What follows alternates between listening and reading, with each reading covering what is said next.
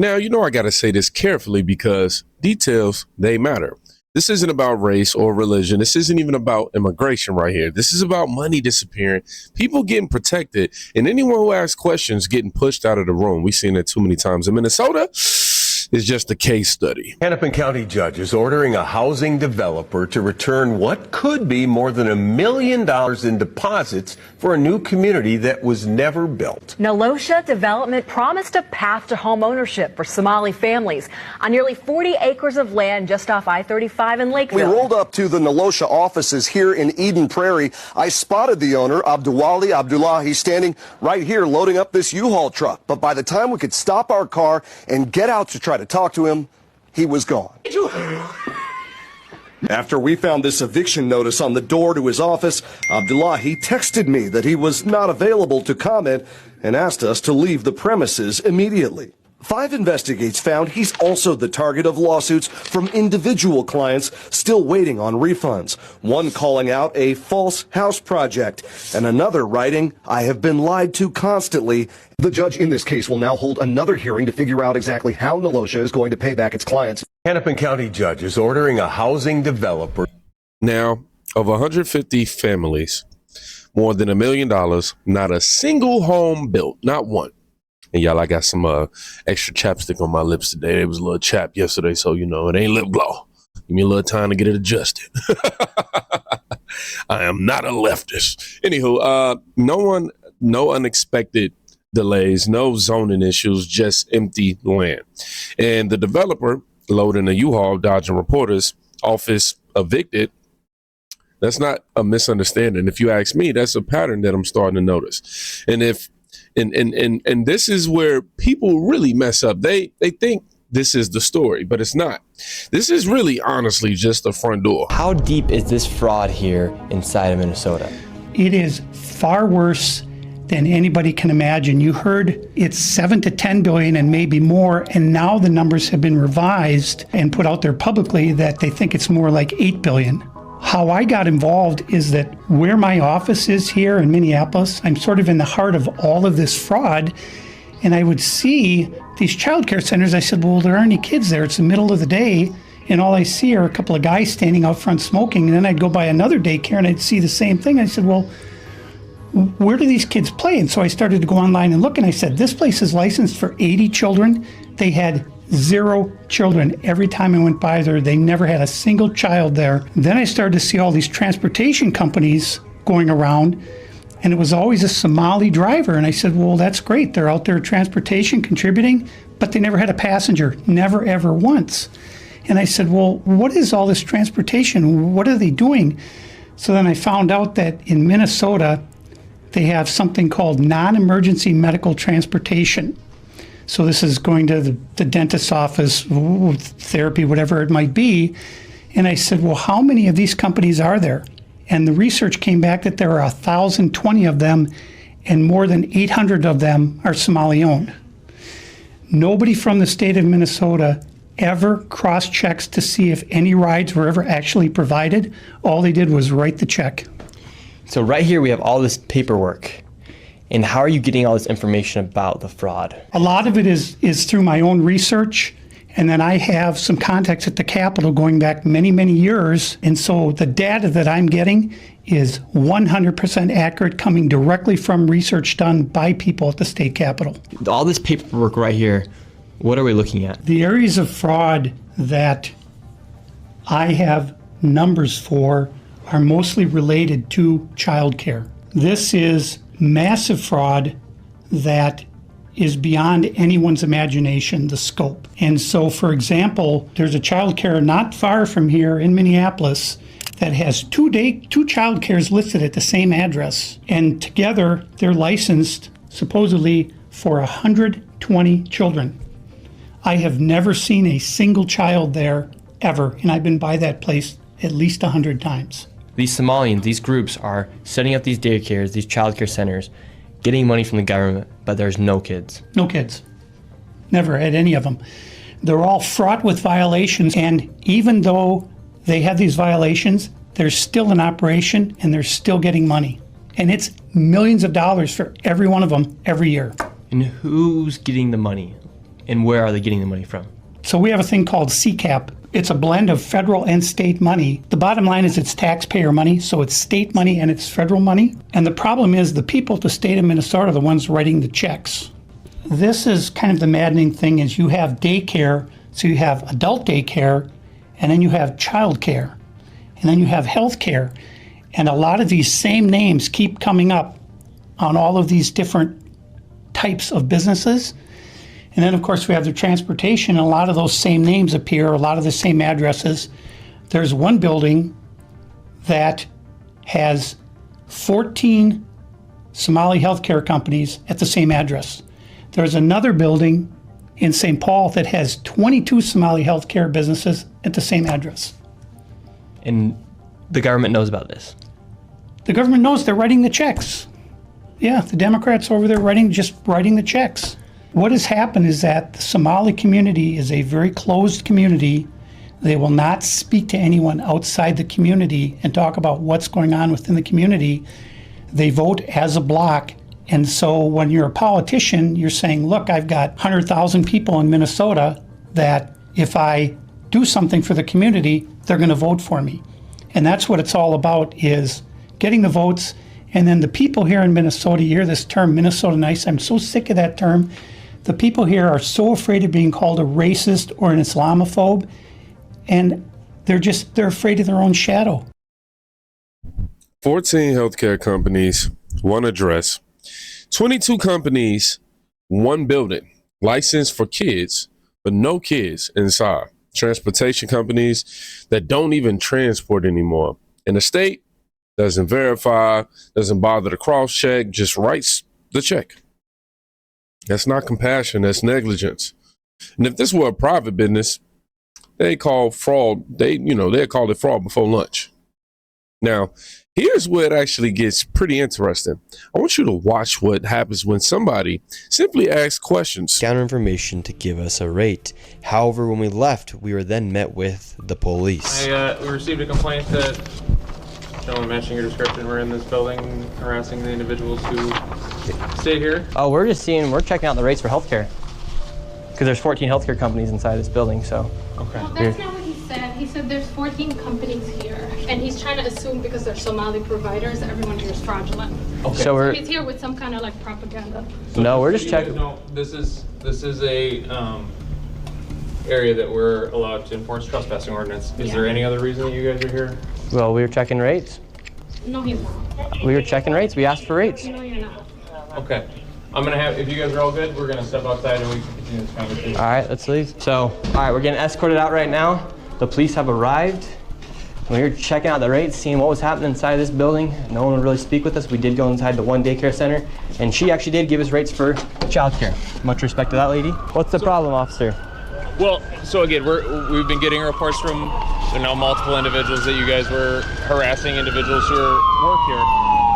At the end of the day, this is private property, and it's one that people are allowed to ask you to leave, and it's also one the Minneapolis Police Department is allowed to enforce trespassing ordinance at this address. Yeah. So as we got escorted out of this building, the Somalis filmed us as we left, and we headed over to the next building that had 22 of the same home health care providers operating from inside. Now, notice what didn't happen. Nobody explained the prices. Nobody corrected the record. Nobody said, hey, here's the paperwork. Instead, the police show up. That's the tip. When transparency is real, questions are born. When something's off, questions become a threat. And once money starts disappearing, it usually doesn't stop at nonprofits. It climbs. How do you enter Congress with a negative net worth in 2019 and shoot up to a $30 million net worth just in 6 years? Let's ask Ilhan Omar. I expose how corrupt politicians are, so make sure you follow me. In 2019, Ilhan Omar was elected into Congress. She started her first year, and her financial disclosure for that year was a negative net worth. When this was first reported, she absolutely denied the fact that she's a millionaire. But then a couple months later, she filed her financial disclosure. We saw a 3,500 increase in net worth compared to the previous year. Now, members of the U.S. House of Representatives earn about an annual salary of $174,000. Even if she saved every penny from her salary from the last 6 years, it wouldn't be anywhere close to $30 million. So what did suddenly happen? Oh, let's look at her husband's businesses, Tim Minette. Lon and her husband own 2 businesses, one of them being a winery and the other one being a venture capital firm. 2023, the value of the winery was roughly anywhere between $15,000 to $50,000. And just a year later, that same winery is now valued at anywhere between $1 million to $5 million. If you think that's suspicious, wait till you see this venture capital business. In 2023, the company had less than $1,000 in assets. Well, a year later, this venture capital that anyone can invest into is now valued at $5 million to $25 million. And what's even crazier is that the company claims to have $60 billion in assets under management. So Elon, please tell us, how does this happen? Is this just by luck, or is somebody or a foreign country perhaps funding this? Let's stay calm and logical, man. I'm hot. Y'all, I feel like I'm at a church on Sunday in the middle of July. Sheesh. But again, let's stay calm, logical, and warm. I'm running a fever right now, y'all. But anywho, Congress pays $174,000 a year. Yet somehow in a single year, millions appear on paper. Not from legislation, not from business, success anyone can explain. This doesn't prove guilt, but it does prove something else. Nobody is asking follow-up questions. And that's the real problem, which brings us to leadership, or whatever Minnesota has right now. Here's a harsh and sad reality. When you have a Minnesota governor and a Minneapolis mayor simping for Somalia instead of simping for American citizens, there's no hope for that state. That state is gone. You might as well say that the United States only has 49 states because it's no longer governed for the benefit of Americans. It has now been taken over by Somalis. Anytime any residents of that particular state is residing in a state that they feel no longer protects them as citizens, as residents of that state, all hope is gone. They might as well just pack it up and try and look for other states that are going to accept them. And especially being in other states that will respect them as Americans. Because Minnesota is gone. You might as well say that we have 49 states. We no longer have 50. Because Minnesota is no longer governed by Americans, it's governed by Somalis. That's the sad and harsh reality. That's why I'm so happy and proud of being a resident of Texas, because I know Texans, we stand on business and we are going to protect Texas no matter what. Despite whatever political side of, the aisle you're from, we're going to make sure that we keep Texas red. It's going to stay red. And most of all, we're going to make sure that we protect Texans and keep Texas strong. Don't mess with Texas. Don't mess with Texas. Oh, my exes live in Texas. Now, here's the quiet truth. When leaders protect systems instead of citizens, people are going to notice. When voters get ignored, but voting blocks get catered to, trust collapses. That's not Texas pride. That's just accountability envy. And eventually, when states won't clean house, someone else does. What's the latest you're seeing there in the Buckeye State? Well, we were able to kick this operation off on December 16th. And with this operation, we've had a lot of success very quickly. Our officers have gone out and truly arrested the worst of the worst. We have arrested gang members, murderers, and rapists. We've arrested people with sex crime charges. We've arrested people with DWI And we've been able to go after these people that have been in this country illegally. They've taken advantage of the system here in Ohio, and we're putting a stop to that, allowing us to go after the worst of the worst who have been embedded themselves in these communities near Columbus, Ohio. The Columbus mayor is protesting. I want to play a clip from him, and I'll get you to react. Our police will not be used to carry out these operations. Columbus is already safe without federal intervention. Please take care of one another and know that your community leaders see and support you. What's your response to him, and is his protest causing you any issues? Well, look, we will continue to go into cities no matter if the locals want to work with us or not. Sanctuary cities policies, leaders who don't want to work with ICE is not going to deter ICE from doing our job. We want to walk beside law enforcement officers to allow them to go after the worst of the worst, the people that have been wreaking havoc in their communities. Now, if the city of Columbus doesn't work with us, well, that's not going to stop us from going in and removing these criminals who have wreaked havoc on the American people for far too long.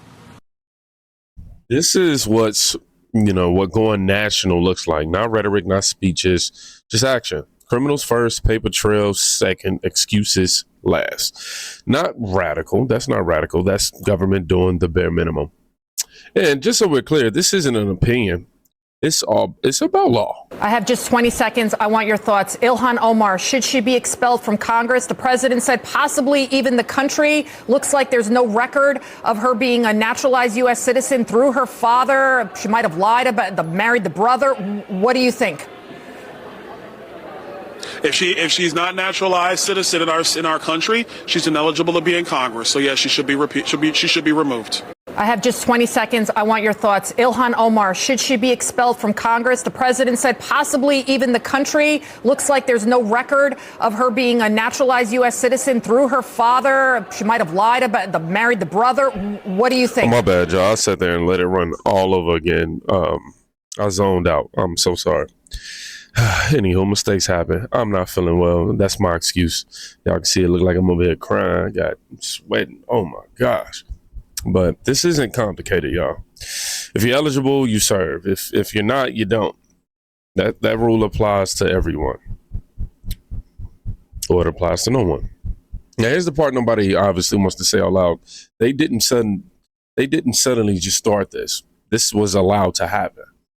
And the reason it went national is because someone finally stopped looking away. That's not hate. That's accountability. And accountability doesn't care who gets comfortable. Now, if you made it to the end of this video, I'm uncomfortable. I'm going to go follow some medicine. I'm got me a little goodies pack I'm going to go take so I can do the next couple of reactions. But if you made it to the end of this video, I want you to put follow the money. Yeah. Y'all be safe. Go check on a friend today. You can quite literally be saving their life. Peace.